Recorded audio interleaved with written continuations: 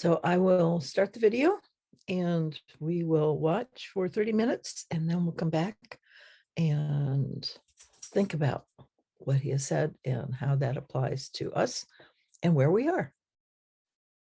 Bates, and I'm coming to you from a small office in the Caribbean where we've been working on our Cool Lab concept. I'll describe that a little later. I want to first set the stage by talking about negative emissions technologies, why we need them, what stage of progress they are at now in the fall of 2020, and how they will become the central organizing principle of the global economy in a few years. My introduction to this subject came in the late 1970s when I was working as an attorney and I found myself arguing a water protection case involving climate change. At that time, we thought global warming would be 1 degree Celsius this century.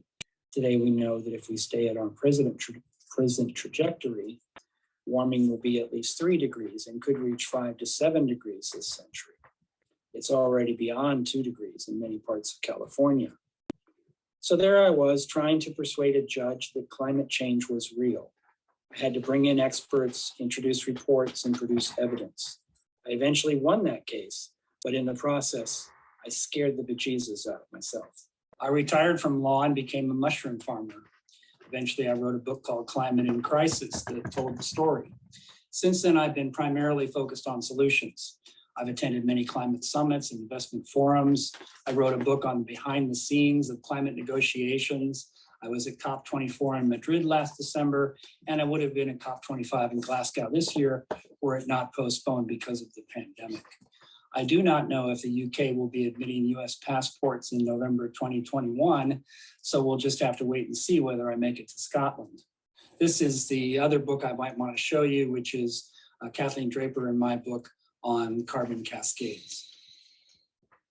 Each year, Earth respires. It breathes in oxygen as trees absorb CO2 from the air, and it exhales that oxygen as the carbon goes into living plants and animals on land and in the ocean. For most of the Holocene epoch, there has been a constant balance. When humans arrived, we began to alter that balance. We cleared forests. We reduced the carbon content of the soils we farmed. And then a few centuries ago, we started mining fossil sunlight from the coal and the oil and sending millions of years of stored photosynthetic carbon into the atmosphere. Much of that rained out into the oceans. And as was predicted a century ago, that changed the greenhouse chemistry, trapped more heat and raised Earth's surface and ocean temperature, along with weirding the weather that now gives us extreme storms and polar vortices. We know from actual historical examples, such as the Columbian encounter and the Mongol invasion of Europe, that it is as possible for humans to cool the planet as to warm it. We know, for instance, that the Native American genocide in the 16th to 18th centuries reclaimed such large areas for forests that it removes some 10 billion tons of carbon dioxide from the atmosphere, contributing to a little ice age in Europe. The Mongol invasion of Europe in the 13th century removed some 700 million tons of CO2 in much the same way. Today, if we were to invent something to suck CO2 out of the atmosphere the way that forests used to, for every kilogram we pulled out, the ocean would exhale nearly an equal amount. Atmosphere and ocean maintain carbon content equilibrium. In order to pull 1 ton from the atmosphere, we have to actually pull out 2. So in order to pull out the 750 billion tons of excess greenhouse gas built up over the last 2 centuries, we actually have to pull out 1,500 billion tons, 1.5 trillion. That's our mission to save planet Earth now. Getting to carbon neutrality by 2030 or 2050 won't stop the climate emergency, although it might slow it down enough to avoid some nasty tipping points. Here are some voices from a recent climate restoration forum. Recalling that the pre-industrial level was at 270. We need to go probably below 350 parts per million to create a safe world into the future. It is no longer sufficient to reduce what we emit in terms of CO2. Now we have to take out from the atmosphere what's already there. As soon as we can, we need to go beyond zero. Most scenarios that achieve the Paris targets of limiting catastrophic heating to 1.5 to 2 degrees Celsius rely on large-scale carbon dioxide removal, or CDR, to drive net emissions negative after mid-century. Scenarios that overshoot emissions in the first half of the century must return Earth to the Paris temperature target or some barely habitable climate still within reach by going strongly negative in the second half. This strategy is sort of like the racehorse Silky Sullivan, falling 41 lengths behind the field, only to run the last quarter mile in 22 seconds. For this Hollywood-style come-from-behind finish, conversion to renewables and near-term experiments in CDR need to start now and prepare to ramp up rapidly, much the same way we changed the economy from making toasters and cars to making tanks and airplanes in 1940. Once the best CDR methods are proven, they'll need to operate for a century and become ubiquitous, an investment involving financial flows of billions to trillions of dollars per year. But oddly, we are also fighting the last war when we think of it in these terms, because we are thinking we can just discover the killer app and ramp up production. So we throw millions or billions of R&D dollars now at companies like Climeworks or Carbon Engineering that promise to deliver direct air capture at $550 a ton today, but eventually at perhaps $100 per carbon ton. We can easily picture thousands of these shiny stainless steel machines mounted on rooftops or marching across fields like Sherman tanks. But we really have to run the full life cycle analysis across various disciplines to know if that sort of strategy is even practicable. It's feasible to scale up this mineralization process globally to sequester 50 gigatons of atmospheric carbon a year. Though for now, it would be expensive, about $5 trillion annually, assuming Climeworks meets its goal of bringing their costs down by a factor of $5 to $100 a ton. Blue Planet and Carbon 8 Systems are making carbon gas infused concrete now, essentially shellfish biomimicry. But biochar aggregates and pyrolysis biooils also strengthen the tensile and compressive strength of concrete, make it lighter and insulative, and also anti-cracking, anti-spalding, EMF shielding, and anti-mold. According to the World Health Organization, climate change is expected to cause approximately 250,000 additional deaths per year between 2030 and 2050. That estimate may be on the low side. Another study found that climate change-related food shortages alone could cause 529,000 deaths per year by 2050. Projecting that far out is difficult, but if emissions continue unabated at their current high rates, those numbers will surely rise to the point where climate change might kill more people annually than COVID-19 currently does before the century's end.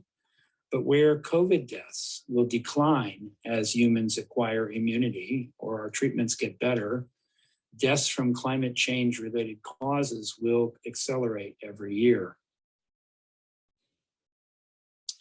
But that's the world's plan. You can argue that it's a bad plan. You can say that CDR is fairy dust. You can point out that nobody in their right mind would take such a risk on the habitability of a whole planet.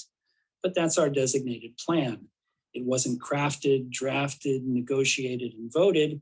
It's the default result when you can't negotiate and vote something meaningful because somebody else is spending billions to make sure you can't.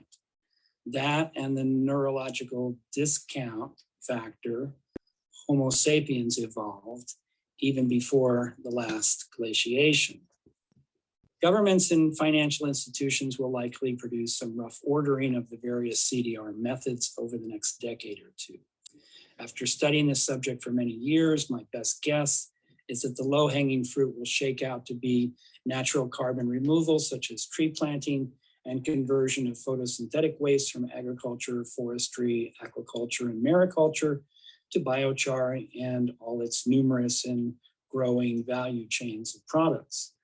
The leading study on that from the National Academies of Sciences in 2017 concluded that we could pull 11.3 billion tons of CO2 from the atmosphere and ocean annually by 2030 at a marginal profit, and double that if we could pay carbon credits and subsidize the drawdown at $100 a ton, which is what DACCS and Enhanced Weathering are hoping to get their costs down to someday.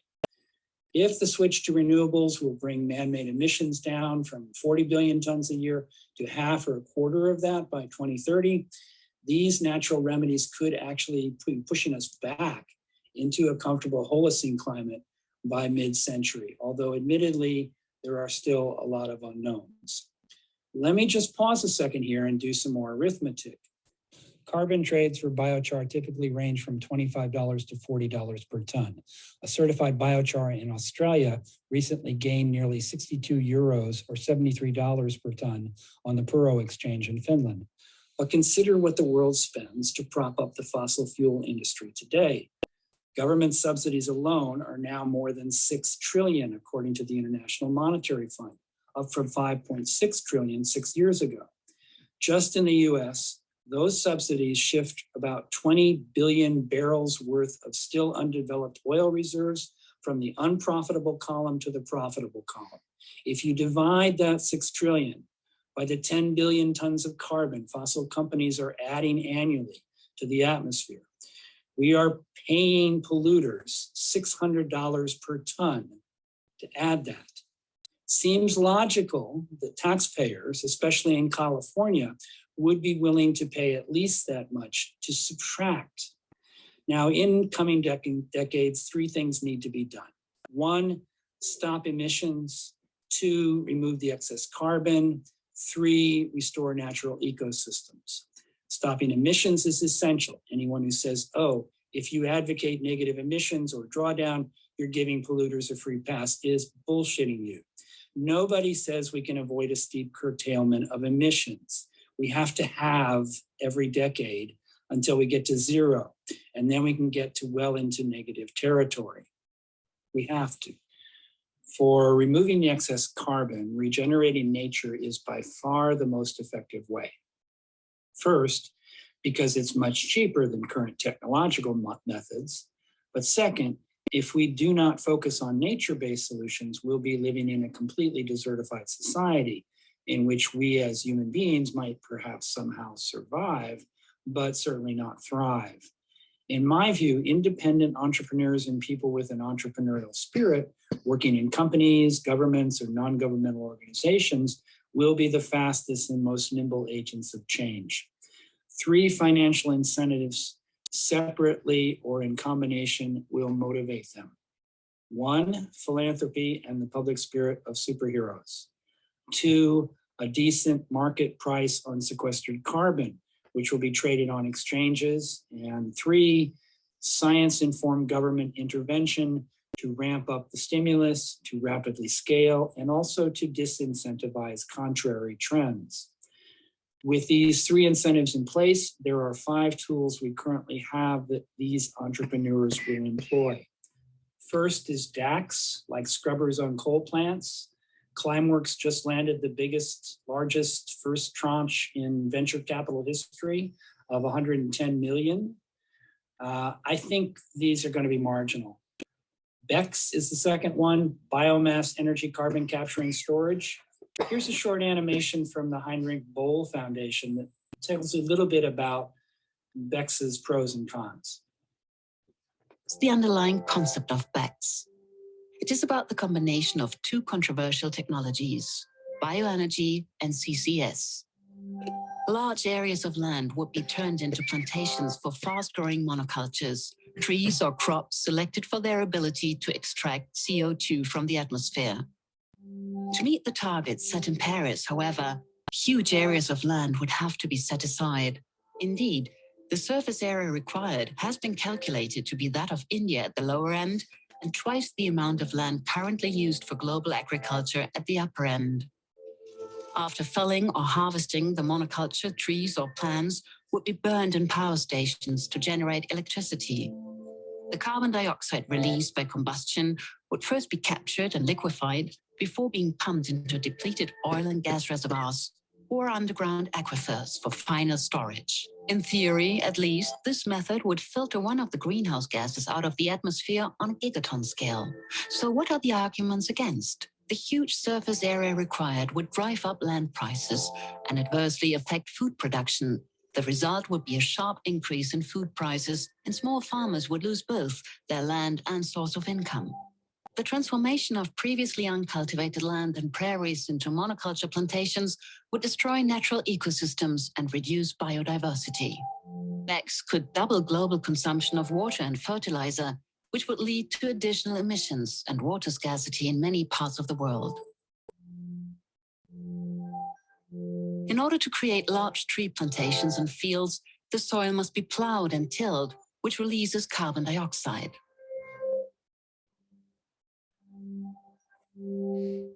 Tractors, harvesters, and transport generate additional emissions. The result would be a new resource and energy-intensive mega-industry. Furthermore, no one can know for certain at this stage whether and for how long liquefied carbon dioxide could be safely and reliably stored underground. It is therefore highly questionable whether BECCS would really remove CO2 from the atmosphere, and even if it did, then only with devastating consequences for human communities and for ecosystems, with great uncertainty as to the long-term effect. What are the real solutions? We have three remaining categories. Enhanced photosynthesis, more trees, more seaweed. This includes afforestation, reforestation, conservation agriculture, agroforestry, and silvopasture, shade pasture. It includes kelp farming and harvesting seaweed for energies and oils, mangrove restoration, wetland and peat restoration, coral regeneration, the blue carbon economy. And then enhanced weathering, crushed volcanic olivine in coastal areas for beach regeneration, or remineralization of farmland and forest soils with basalt. And lastly, biochar and bio-oils, using pyrolysis to extract carbon from various waste streams, including those generated by all the methods of enhanced photosynthesis, and even in old school agriculture and forestry, municipal solid waste, sewage biosolids, microplastic contaminated seaweed, and flotsam on the beaches, and more, and transforming all those feedstocks into energy. Pyrolysis is exothermic. Biofertilizers, fit for purpose, building materials, asphalt, carbon fiber, and much more. Those are the sinks. I will say another quick word about seaweed, which is a favorite of climate writer Tim Flannery. There are questions about whether seaweed can be scaled globally as a carbon offsetting strategy. If seaweed is just grown for the purpose of absorbing carbon, without being harvested, it will rot and release CO2 it has captured back to the atmosphere. It will do that whether you float it on the surface or sink it to the bottom. If you sink seaweed into the deep sea, it will eventually be decomposed by microbes there, and the carbon dioxide and methane will bubble back up. If, on the other hand, you use it for products like food and fuel, there's some straightforward options there. You can dry and convert the seaweed into food, biofuel, and bioplastics. That's both expensive and it emits CO2, but the advantage is unlimited land area. 2/3 of the planet is ocean. There are projects now underway that would farm kelp with ocean-going vessels and robotic harvesters to make food, fuel, consumer products, and biochar from it, and that could be a value proposition. I think it's likely that entrepreneurs, the planetary emergency technicians, stimulated by the three financial drivers, will use all five of these tools. There are a lot of these climate engineering conferences these days, and there will be many more. There are many claims of companies that they are carbon drawdown or net sequestering because they're taking their carbon from the air. But there is a bit of snake oil in many of these. On the basis of removing the CO2 directly from air and transforming it into useful products and services, such as beverages, carbonated beverages, food, such as dry ice, such as synthetic gasoline that is not polluting, such as desalinated water that comes from the ocean and uses CO2. So, and the right type of gasoline and fuels that are not polluting. That is what has to be achieved at the lowest possible cost so that can grow the economy. Let me offer a quick litmus test.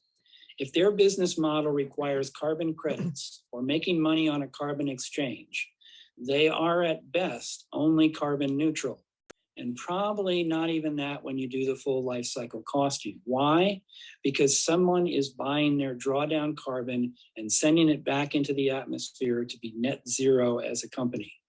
If Climeworks sells its liquid CO2 to a beverage company or a hothouse for ornamental plants, that is catch and release, because all the CO2 winds up back in the atmosphere in the end.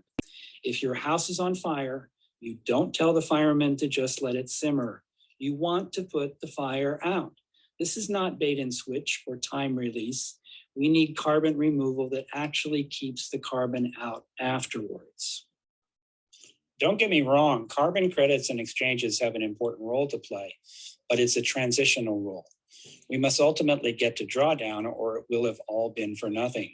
If we can make this profitable as a business to start with, then carbon credits serve as a short-term accelerant to speed drawdown to maximum scale. We just barely get 1.5C when you go to 100% decarbonization of energy and you do the absolute maximum on natural restoration. So that would get us theoretically to about, say, 400-ish parts per million, as Justin mentioned. But we want to get to 3, right? We want to get to 300. So that is going to require a whole lot more carbon removal. We have to remember that 1 part per million is 7.7 billion tons of removal. So that would mean that, you know, if nature can say do about 650 billion tons, we need engineered solutions to at least do the rest. I think once again, we mustn't underestimate the initial challenge of getting these technologies moving. We need, first of all, to do the experimental technology development to see that there aren't negative aspects in using these technologies. And then as these technologies become utilized for removing greenhouse gases, then they need to be rolled up to scale. The biggest accomplishment for climate restoration over the last decade is that we can now actually include natural restoration in the climate models. That means governments can start making climate commitments that include natural land restoration, which is a win-win and can be accomplished for a small fraction of the costs associated with engineered solutions. We estimate restoring 350 million hectares of forest would cost roughly 50 billion a year over a 20-year period. That works out to roughly $4.50 per ton of carbon removal. The greatest advantage biochar has is that pyrolysis changes the molecular structure of carbon. As lay biocarbon, it's typically single molecules, either as gas or liquid. Pyrolysis changes carbon to chain structures and ring structures that are solids and unlikely to return to the atmosphere for hundreds of years, thousands of years, or millions of years. It is refossilizing the carbon. BECCS and DACs have the expensive and difficult problem of dealing with gas and liquid products. Biochar does not. For the past 25 years, I've been teaching permaculture design in some 60 countries. But one that I have focused on has been the tiny country of Belize, located between Mexico, Guatemala, and Honduras in Central America. Since the 1980s, a research farm started by Christopher Nesbitt has been redeveloping the traditional Mayan style of milpa agroforestry with the more recent addition of permaculture methods and carbon farming. Perhaps the most important thing I have learned in my visit there is that in the Mayan way, large scale does not mean massive projects. Distributed scaling, individual family farms with cooperative marketing is the most anti-fragile approach to rapid dissemination. The Maya survived 3 enormous climate shifts that caused them to abandon cities and migrate elsewhere. They learned to distribute risk by staying small and cooperating. They are doing that still as Mayan refugees cross the borders from Guatemala and Honduras. This project will demonstrate an agroforestry-based carbon dioxide removal, climate-positive micro-enterprise hub for the economic development of a rural Maya community in the Toledo district of Belize, supplying renewable energy, food and water security, equal employment opportunity, and climate change resilience by transforming biomass waste products into useful commodities, energy, and drawdown. When most governments and think tanks talk of development today, they try to measure it in terms of economic growth, jobs, stock market highs and lows, gross domestic production, electrical generation, or resource extraction. Some of the more far-sighted use metrics like inclusion, intergenerational equity, longevity, and happiness. Yet, just as all politics is local, all economics is local. It comes down to how well any community, be it a rural cluster of farms or an urban neighborhood, fends for itself in the volatile world of the 21st century. Solutions that endure usually begin at the grassroots. In his address to the United Nations General Assembly, Xi Jinping pledged that China would be carbon neutral by 2060. The interesting thing is they can actually do that. Right now, they are selling bags of biochar nitrogen fertilizer that are 15% cheaper and 30% more effective and long lasting than the old chemical fertilizer. They're already building out biochar production facilities from crop wastes and other waste materials, and also expanding massively the amount of acreage in agroforestry in China. And they're well on the way to getting to that 2060 carbon neutrality goal. The COVID pandemic of 2020 has added another challenge to many we already face. This project will now be launched under the conditions of larger systems collapse. What are the dynamics of multiple biophysical and socio-political systems undergoing crises simultaneously? How do we prepare for and respond to multiple simultaneous stressors such as climate change, expanded wildfires, food security issues, sea level rise, conflicts over access to fresh water, loss of multiple species and ecosystems to marine and terrestrial stress, and so on? What does resiliency in a 2.5 degree C world look like? How can we sustain our focus on drawdown coupled to sustainable development goals under these conditions and not be detoured into combating the latest emergencies? How do we utilize the best social science and holistic approaches to survive and thrive in such a world? Because of the accelerating pace of change, we need to limit our focus to a 15 or 20-year perspective, because the year 2035 is less knowable now than might have been thought just 5 years ago.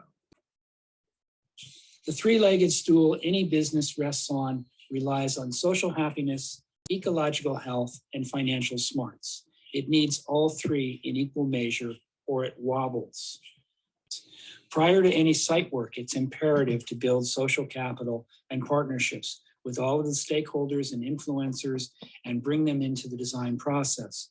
In San Pedro, Colombia, Belize, this phase began more than 2 years ago. The next requirement is to perform engineering and architectural studies, placing the facility into the social context of the existing village. We will design access roads, transportation, and loading infrastructure, receiving and handling processes, and the equipment and buildings required for the site. We will closely examine the economic potentials of various products and services and design a first stage enterprise hub best suited to early success. We will also catalog the entire design process for future replication and improvement.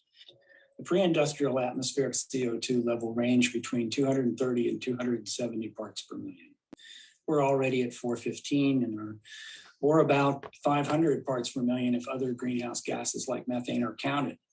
We continue to add about 40 gigatons of greenhouse gases each year. So beyond reducing emissions and slowing carbon buildup in the atmosphere, we urgently need scalable, financeable, and non-destructive strategies that can remove enough carbon to restore the atmosphere to below 350 parts per million by the end of the century. Ideally below 300 parts per million, ideally by 2050.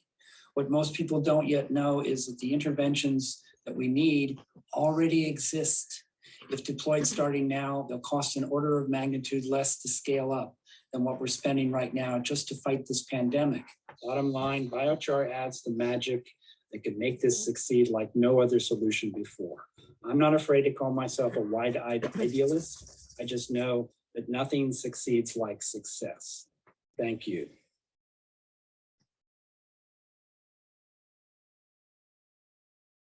And there you have it. Some really interesting perspectives, I think, on where we are. Oh, just a minute, gotta turn that on. So lots to think about, lots to think about.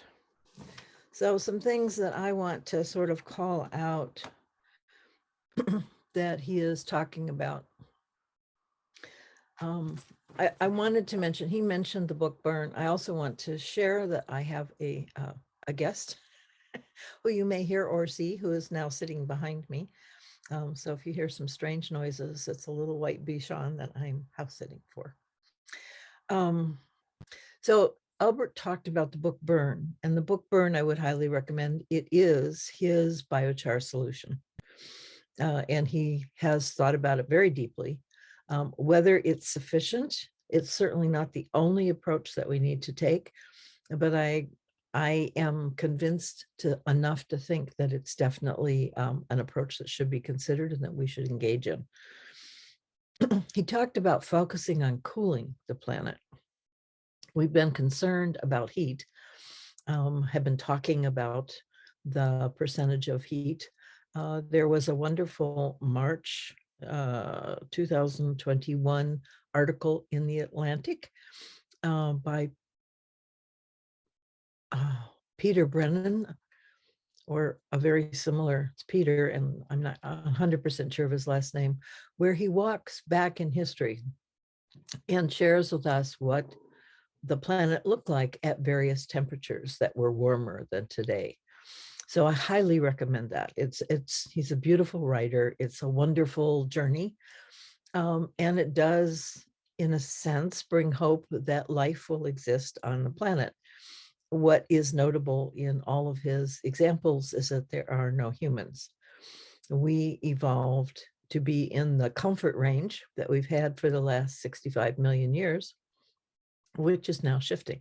And so while we are adapting, actually there are people and places in the planet where the human beings have lowered their body temperature a degree. The normal body temperature is not 98.6, but 97.7. So I guess that's a positive move in that direction. But really thinking about cooling and how to cool the planet, how to create cooling conditions, cooler conditions, I think is something that we can engage in. And certainly part of that has to do with planting trees.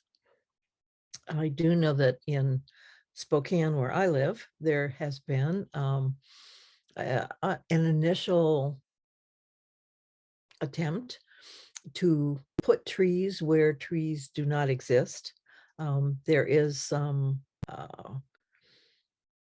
racial disparities and economic disparities. Poor parts of the city tend to be places where people of color live and tend to be hotter because they don't have trees.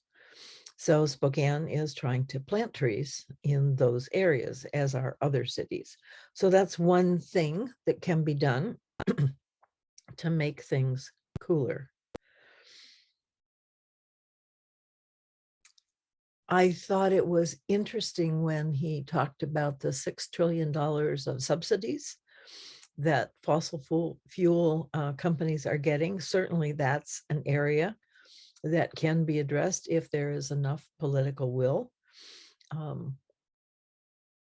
I don't know how fast that can be, but certainly reducing those subsidies and making fossil fuels actually cost what they do cost is one avenue. And to Albert's point, instead of giving them subsidies for doing what they're doing, give them the subsidies to stop doing what they're doing, would be beneficial and would keep them in income, at least for a while, until they can shift to a more carbon neutral approach. So that's something I think to think about. His faith in entrepreneurs and in government employees, I thought was very interesting. As an entrepreneur myself, I can certainly see the value of unleashing that enthusiasm and dedication into the area of cooling the planet and how we do that in whatever method or form we choose. Methods, because there's never just one source. And certainly carbon capture is a way to do it. The video that he shared about carbon capturing, I think, was also interesting. There is something for me really bothersome in that whole approach. And this is, I think, one of the hurdles that we're going to have to overcome. We do come up with solutions, and certainly carbon capturing is one of those solutions. And putting that carbon into the ground in a liquid form is a potential mitigation, maybe not long term, because we don't know the effects of that, but certainly as a possibility. But everything in that video was human centric. And we're going to spend a month here on the network talking about centering and what that means and where it happens. So the video is a really good example of human centric, because how much of the processes they talked about benefited the planet, nature, made nature more robust, more vital. Monoculture farms, how much effort would it be to, instead of doing monoculture, to plant myriads of plants that could create forests? Forests are vital. Forests are long-term solutions. Monoculture is a temporary solution. And if we reforested the land, would the planet as a whole benefit in a way that just monoculture doesn't do? Thinking about nature and how what we do makes nature better, I think, is one of the huge levers to change that we are walking around. We're not really talking about. Now, to Albert's point, biochar is more natural. It is a way of feeding the soil. In fact, soil is a living thing, and the carbon in the soil actually nurtures it. There are places where biochar was first used in South America, where the soil actually grows 2 feet a year. So every year you have 2 more feet of rich, vital soil. That goes pretty fast. I mean, that's incredible. If we could begin to work with soil in that way, where we're nurturing it to the point where it's getting better every year, I think that's a viable path forward. Not the only one, but is certainly immeasurably helpful. It not only sinks carbon, but it gives us a more vital place to grow food, which is one of the big issues that we have. They glossed over biodiversity. We don't really get how important it is that we keep everything on the planet that's alive. What I'd like to say about that, I want to go back to forests.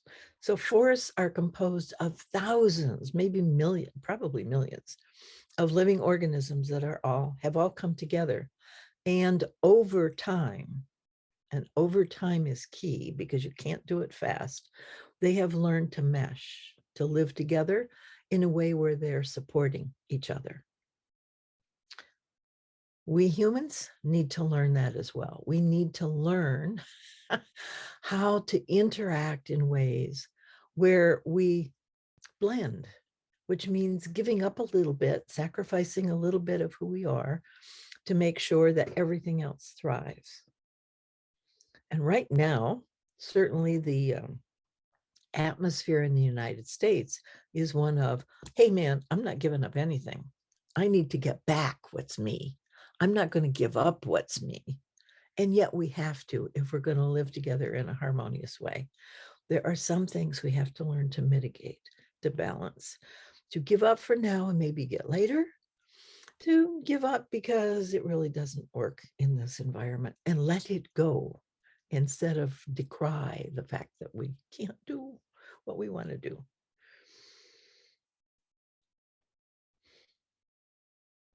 Tilling the soil was another piece of that video, which bothers me. The little bit that I know about agriculture, one of the shifts, I mean, nature doesn't till the soil. Okay. I mean, not that soil doesn't get disrupted and trees get uprooted and that kind of thing, but there's nobody. Nature doesn't till the soil. Things fall on the soil and they grow or they don't grow. So in truth, because the soil is a living organism, and because of the mycelium, the fungi that we're now starting to understand, are these little tenuous things that just spread throughout the soil. Every time you till, you cut that communication system. You chop it up into little pieces and it has to regrow again. So no tilling is really a good thing. You don't want to disturb the soil, or as little as possible. Poke a hole in it maybe, but not cut it up and not cart it from one place to another and dig it up and make piles. Those things really destroy the vitalness, the life, connective force in that soil. So I'm not hearing those discussions as we strive to save the planet. And so I'm marginally hopeful that we're going to be doing things that will not bite us in the rear end later, basically. So he talked about enhanced photosynthesis as an approach. And I think that that is probably one of the better approaches, the better ways of thinking about that, because we really need to use what nature has provided. And what nature has provided is the ability for plants to pull down from sunlight the energy that all the rest of the planet needs. But I'm back to forests again, that it's not individuals, it's the communities, the cooperative communities that make life possible on this earth. So creating communities of living things, I think is an excellent approach. But it has to be the whole community. You have to bring all of the participants together, and you have to have all of the participants you need. And of course, in ecologies, not every plant grows in every environment. So the ecologies shift and change and fluctuate depending on the environment they're in and the natural conditions, the rain, the amount of sun, the amount of heat, the amount of use that they undergo. Those are the things that make the difference. Enhanced weathering and repair, that was really interesting, and I'd love to explore that in more depth and to get better examples of that so I understand it better. Certainly,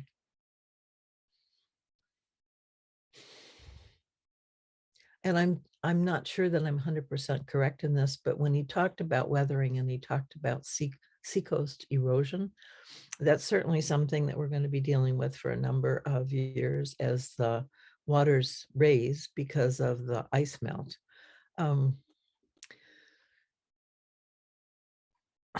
I just have so many mixed feelings about that. I don't really know what to say. I'd like to understand that little piece better. I don't quite get what they mean by that. And then the biochar. So I would recommend Albert's book on biochar. There is a simple method of using a cone to burn plant matter in such a way that it chars instead of disintegrates, so that at home people can make biochar for their own gardens. So that, I think, is something that we can do, that we can get better at. And you and I can actually do to contribute. Instead of buying fertilizer, if we would create biochar from the yard waste, you know, the limbs you cut, the plants you pull out, the weeds, all that kind of stuff, put it in a cone and char it, and then put that char back into the soil, that is something you and I can do. And yeah, we're small, but if you had your whole block on, if you had everybody in your city doing it, we could have an impact, us little folks. So you know, that I would support that. I would do a project on that. And in fact, I'm working on one.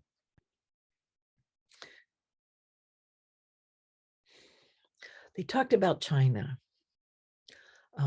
China is certainly an interesting country in so many ways. And yes, they are doing some amazing things for sustainable regenerative health for the planet, but they're also doing some horrible things at the same time. And one of the worst things, which we're not talking a lot about, although Biden is creating some discussion about that, they have gotten very, very sophisticated in using technology to eliminate the Uyghur people in their country. I have no idea why it's such an issue. Well, but then I don't understand why people don't like Jews or don't like Blacks or don't like whatever. So I just don't get that anyway. But China has learned to imprint, get eye pattern recognition and install it so that those people are recognized wherever they are and therefore denied the ability to work or to exist. I mean, they've gotten incredibly, scarily sophisticated at that. And that's a technology that they are selling to other places in the world who want to get or manage other populations in their place. So we have that very opposite drive for control, for the simplification of the environment. That's really what it's called. It's a term that was sort of eye-opening for me because I could see what we're doing, but I didn't understand it from that perspective. And that's what the loss of biodiversity is about. It is simplifying the environment. So there are people that say, for instance, that the whole point of life is to keep energy going. And when you look at physics, entropy is the dampening down of that energy, the eliminating of it, that things dissipate instead of coming into form. But life is different. Life is against that, works against that force. We don't really understand or have that coherent yet, but the simplification of life makes it more difficult for life to exist because life is so complex. It needs the contributions of everything that has ever lived to keep it going. That's why things come into being, is because they contribute in some way. And as we eliminate that, we put more stress on the few things that are left. And I don't know about you, but I'm not so fond of doing dishes. Well, dishes have to be washed or recreated or something. So people who do dishes are very useful, even if it's not me. And that's what it is in environment. Everybody contributes something necessary and something that only they can do, only their gift. That species has a gift. And that gift is what keeps life going. And when we start to simplify, to remove that complexity, we put life at risk. And that's kind of what we're doing. So when I see China really trying to eliminate a species of people and then outsourcing that to the rest of the world, that's not a positive move. That's really a move to simplify the environment. We're losing a point of view, an insight that we need. That's what language is. Languages are all worldviews, and each worldview has a unique perspective on what makes life rich and good. And when we lose that, we lose more than the language. So the lack of biodiversity, the lack of diversity is so huge, and yet it's so invisible, and it's so hard to get our arms and hands around. So China for me is such a mixed bag in that. And Albert talked about larger systems collapse. Well, that's absolutely true. And I think that's part of the frustration. Everybody sees that things aren't working. The question is why, and we're so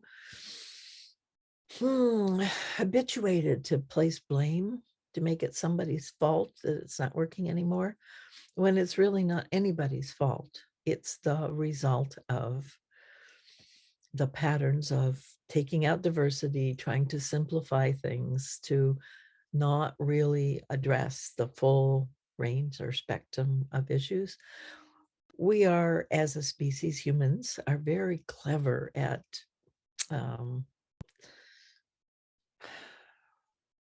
self-deception. We're really good at fooling ourselves about what's real, what's important to us, who we really are, what we really want, all those things. I mean, it's really hard when you talk to people about what their values are. Most people can't answer. You know, I'll say honesty. Well, is that true? When people tell you the truth, what do you say? Get away from me? Do I shoot you? I mean, that's Black Lives Matter, right? The blacks are saying, look, our life isn't perfect. And the whites are saying, don't tell me that. Don't tell me that. I don't want to hear that. So we are a complex species. And our skill and commitment to self-deception is unique, I think, amongst all the species. Now, is that a gift or is that a challenge? And what are we going to do about it? And how are we going to deal with it? When we watch everything around us fall apart, are we more interested in figuring out how to make it work? Or are we more interested and distracted in placing blame and instigating punishments for those we blame instead of fixing it? The emergency versus solution. Will we be distracted? We are so easily distracted. And it feels good to be distracted because it means we can take all that energy and put it somewhere and not still address the root cause of the issues. So we kind of are innocent and damned at the same point in time. It's kind of interesting, isn't it? What a wonderful puzzle we have put before ourselves. What a wonderful opportunity to begin to really explore who we are, who we want to be, who we can become. And we need as our cherished rival or worthy adversary these situations to bring us forth to become who we can be. So will we resist that growth and blame and punish all of those who've done bad things to make this happen? Or will we say, well, crap, here we are, and where are we going to go from here, folks? And enjoy the new game, the infinite game of keeping life on Earth. We can do that, or we can play the finite game of win or lose, blame, rescuer, or destroyer. Win or lose, and lose. Because we're in the finite game of keeping life alive. Or life will go on somewhere else, but without us. So those are my thoughts for today. I hope that you find Albert as fascinating and as an amazing person as I do. And I look forward to talking with you again next week. So thanks so much.